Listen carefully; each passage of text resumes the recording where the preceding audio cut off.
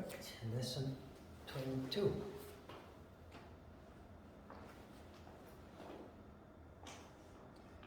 We make a jump now to Sutra 38 or 39 actually of chapter 2. The reason for that is from Sutra 21 to 38 is about Kriya. Maybe you can see the logic now. We have been jumping back and forward because we learned things before we actually read the text for practical purposes. From Sutra 1 to Sutra 20, Nadi Shodhana Pranayama has been introduced. And it started in Sutra 1 saying, now that you have made all the preparations, which is chapter 1, with yama, niyama, asana, dietary instructions and creating a proper space for your practice, it's time to start with pranayama. Now that you have perfected yourself in asana and you have improved your condition, your levels of energy, now is the time to introduce pranayama. Sutra 1 to 20 is doing just that. Then remember, Sutra 21 said, if you're not in a good condition yet, now that we have introduced pranayama, if still you are not in a good condition yet, here are the Kriya exercises that will help you to bridge the difference. So now we have done all that.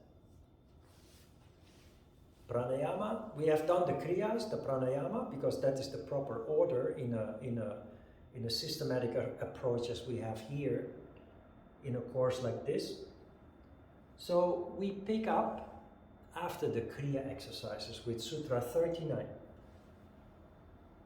Sutra 39 says, even Brahma and the other gods devoted themselves to the practice of pranayama because of the fear of death.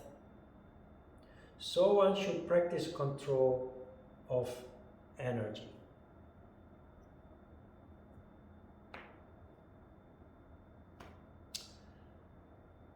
For some people there is confusion that yoga is a religion.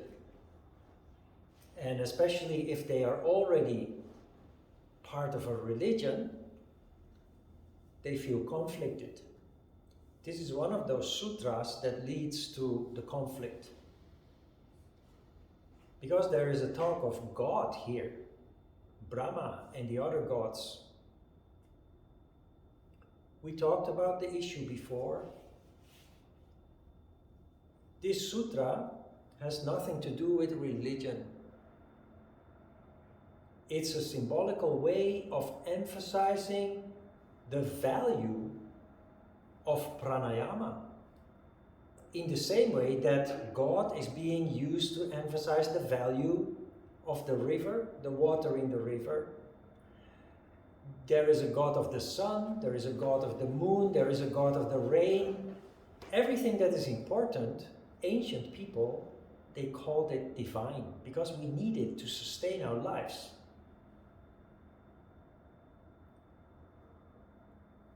The sutra telling us that even God practices pranayama, in a practical sense, it just means pranayama is valuable. It works, and it works far beyond your imagination. It's powerful, it's good. So do not ignore it. Even if you have doubt, even if you're skeptical, try it out and see how it works for you. Why? Because of the fear of death.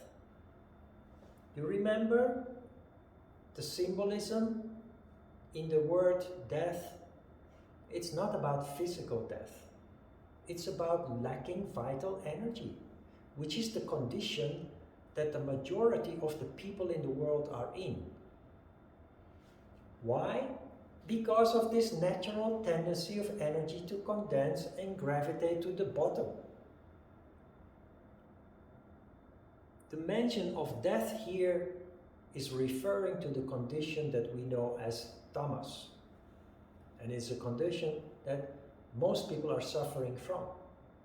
Not only that, it is the condition that does not allow those wonderful characteristics in the crown chakra to manifest.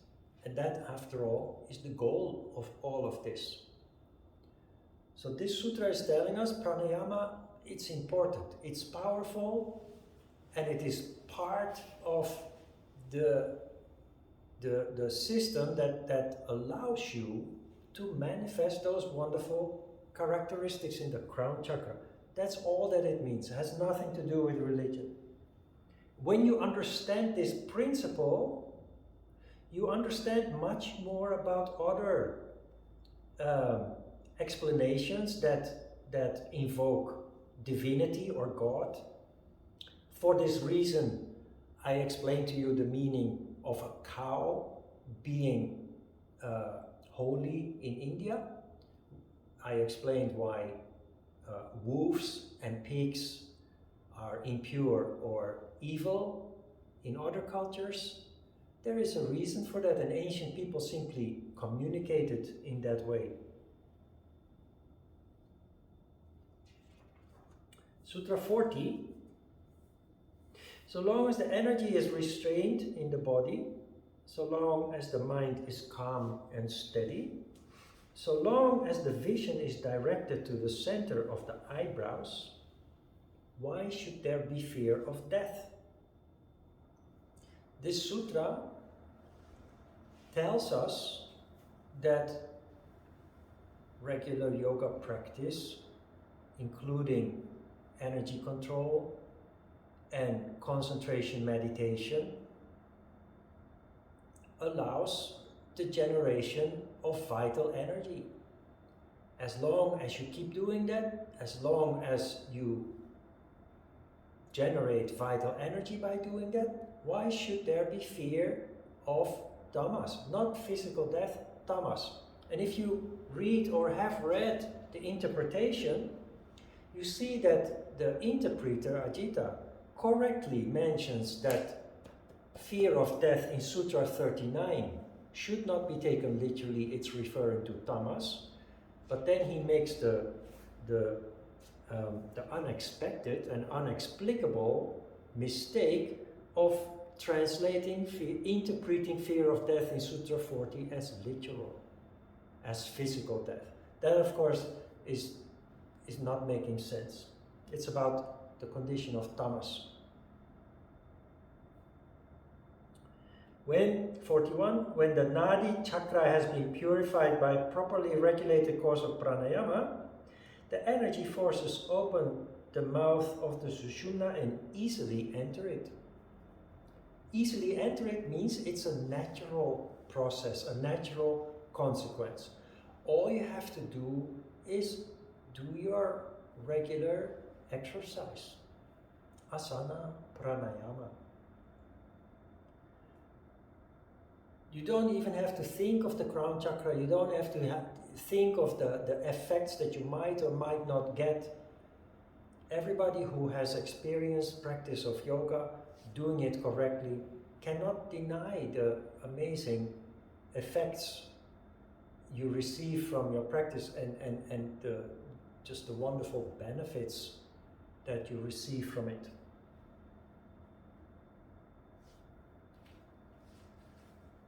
The energy forces open the mouth of the sushumna.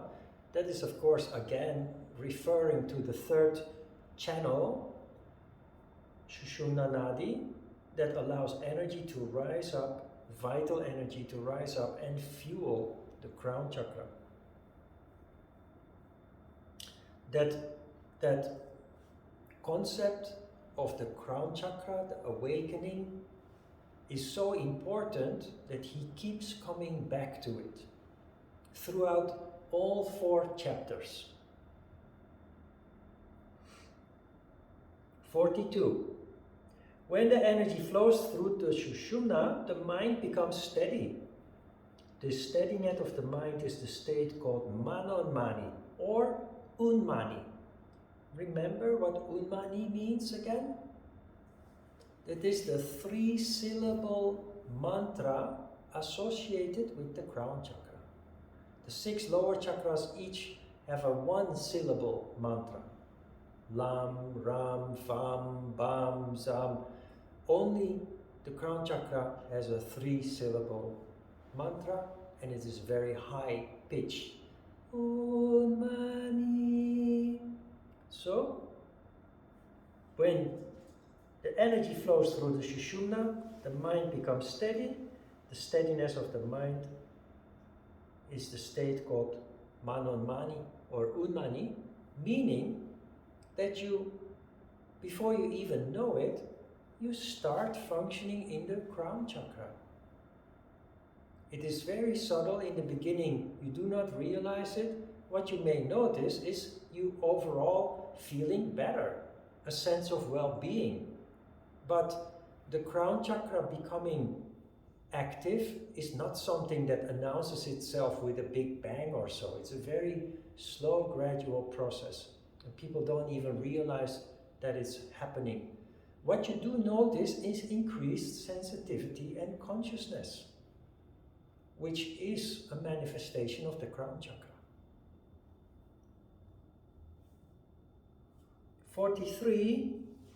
To attain it, those who know the procedure practice various sorts of kumbhakas.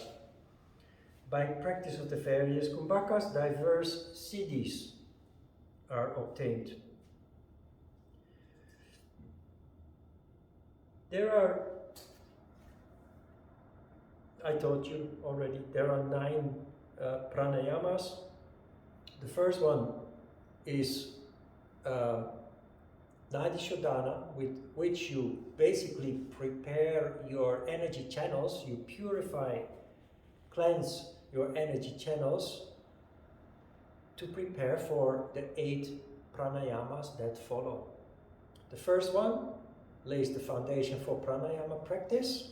It cleanses the energy channels. The other 8 each have a very distinct function. One will deal with too much rajas, another one will deal with too much tamas. Then there is one that will deal with too much energy in Manipura chakra, and there is another one that will deal, they all have a different function. In the beginning, they are designed to heal diseases, especially the first 4 pranayamas that you learn are targeting specific diseases caused by disruptions in the energy flow or lacking of energy. And the other that follow are designed to improve the condition in the crown chakra, to turbo boost the functioning of the crown chakra.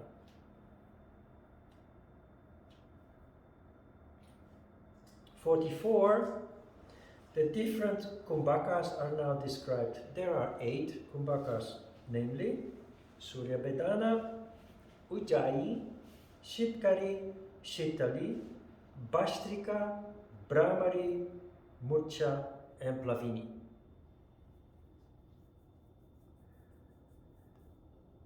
Notice that Nadi Shodhana is not mentioned in this summary.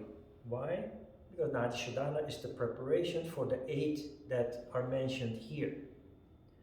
Out of those 8, you will learn the first 4 in this course. Surya Bedana, Ujjayi, Shitkari, and Shitali. The other 4, Bhastrika, Brahmari, Murcha, Plavini, are part of the advanced course, which at the moment is not taking place. 45. At the end of influx, the Jalandhara Bandha should be practiced. At the end of Kumbhaka and at the beginning of efflux, Uddiyana Bandha should be practiced. You can ignore this sutra because it is spraying sand in your eyes. It is designed to confuse. Uddiyana Bandha is the 3rd bandha that I haven't explained yet, but it is explained in 46. Contracting the throat and the anus at the same time, and by drawing back the abdomen in the Uddiyana Bandha, the energy flows through the Sushumna. Now, remember that I explained with the introduction of Nadi Shodhana Pranayama that I told you the bandhas are not physical engagement in the sense that we squeeze or strongly engage muscles as we usually do when we think about a physical action.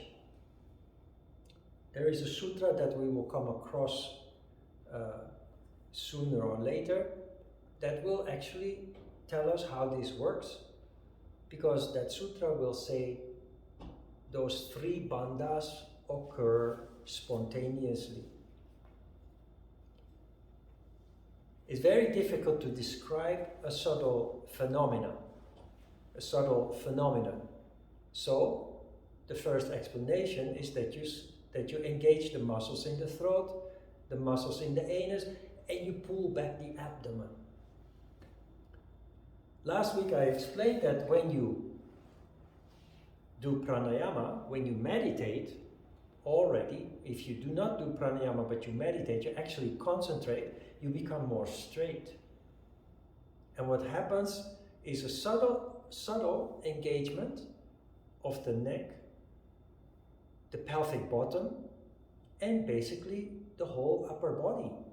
Because when you erect, the pelvis tilts, the neck stretches up, so the throat lock is in place because the neck stretches up.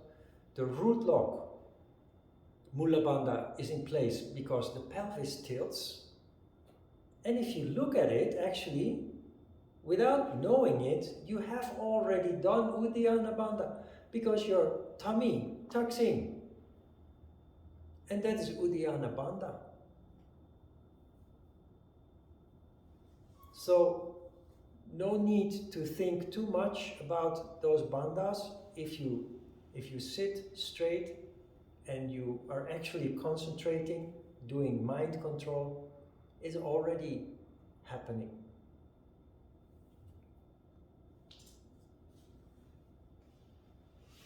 (47) Raising the apana upwards,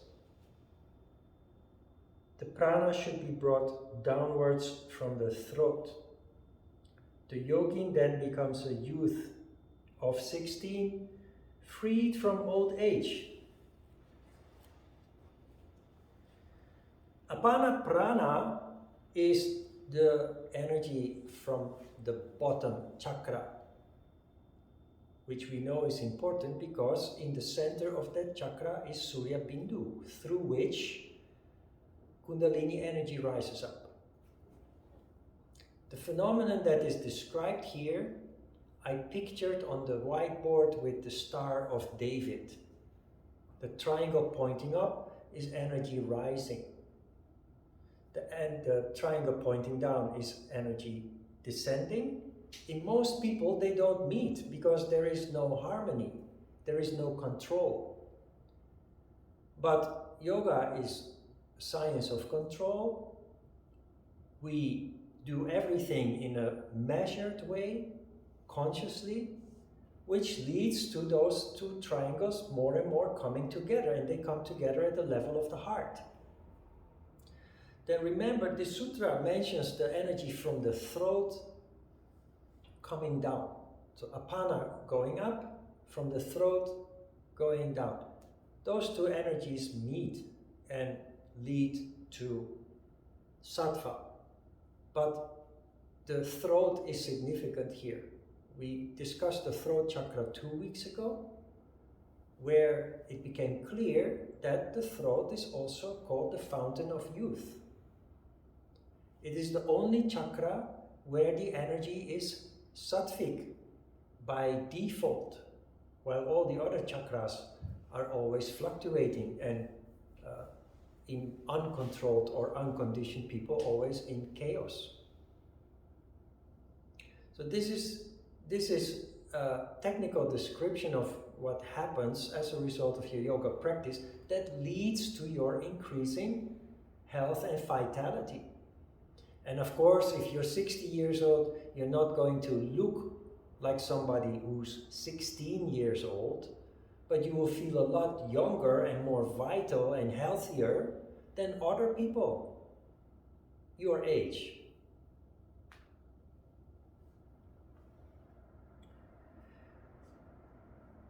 That was the last sutra for today. Next week we will wrap it up, and then we will start reading chapter 1. Questions about this part?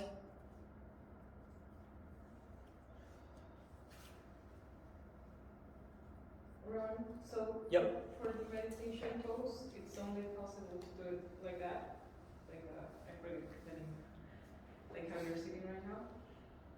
Because I saw this video of people meditating and they were like on their knees, you know. Yeah. A cushion like in the middle, and they were like on their knees and they were like meditating. So it's like In Virasana. yeah, that. Yeah, So that- I was wondering. As long as you sit straight. It's same. Yes, you can even people who are physically limited, they can meditate sitting on a chair. But The straightness. But exactly, so that you do not sit lazy in the chair with resting against the back of the backs of the seat, but that you actually sit straight with your feet under the seat and your pelvis tilted. This is very similar to sitting like this in Virasana or in Sukhasana, as long as you sit straight. Here also you can, if you slump, if you sit passively, it doesn't work because it obstructs the circulation of the energy flow. So we will come to Virasana, because Virasana and a couple of other poses that can be used for meditation are mentioned in chapter 1. We will come across that in 2 weeks. And I was wondering, because I wanted to read more about Nadi Shodhana Pranayama, Yeah? but when I Google it, I only get the exercises that I was Breathing. breathing. Yeah. Yeah, and I forgot, you mentioned it, like, why is that? Why is the breathing more known or famous? Or, I don't know. That is because the whole world consists out of doubting Thomases. We don't believe in things that we cannot see, touch, hear, feel, or taste. That is a human limitation. Breathing is easy to explain. And no mistake, just as doing asana in the wrong way, it's still healthy. Breathing exercise is also still healthy. Good for the strength of the lungs and the diaphragm, and it will lead to more oxygen in the blood flow, etc. So nothing wrong with breathing exercise, but we know from experience that people with chronic diseases who have tried everything, also breath control, have not had good results, but the moment that they started doing actual pranayama, it led to amazing results, which confirms that it's correct. And I mentioned at the same time, because that is the irony maybe, that people who are healthy, they don't feel much when they do a pranayama exercise, because you're already healthy. And it can lead to people being skeptical, which is totally understandable. It is the people that have diseases or are very weak that when doing pranayama feel incredible benefit from that, and incomparable with what you can achieve with breath control. And that in itself is the proof that it works. Maybe you can search pranayama as energy control, that you use that as a search term. No, I just put Nadi Shodhana Pranayama, but all I got in images and texts was the breathing techniques, and I was like, nope. But I don't know. I will search also. I think there are.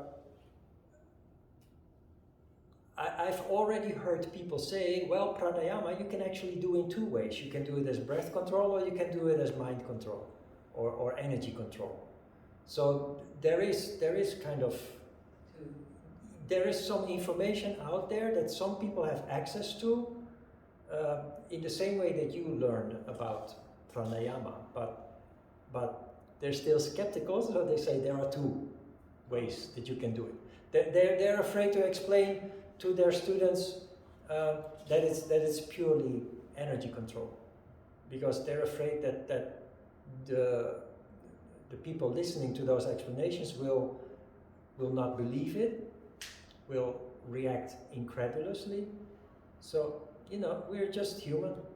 I have no obstacle there at all, because I'm fully convinced that it works, and no doubt whatsoever. I will try to look more different words and everything. Pranayama as energy control. Try to see if that leads to some I'll write down. results. Yeah.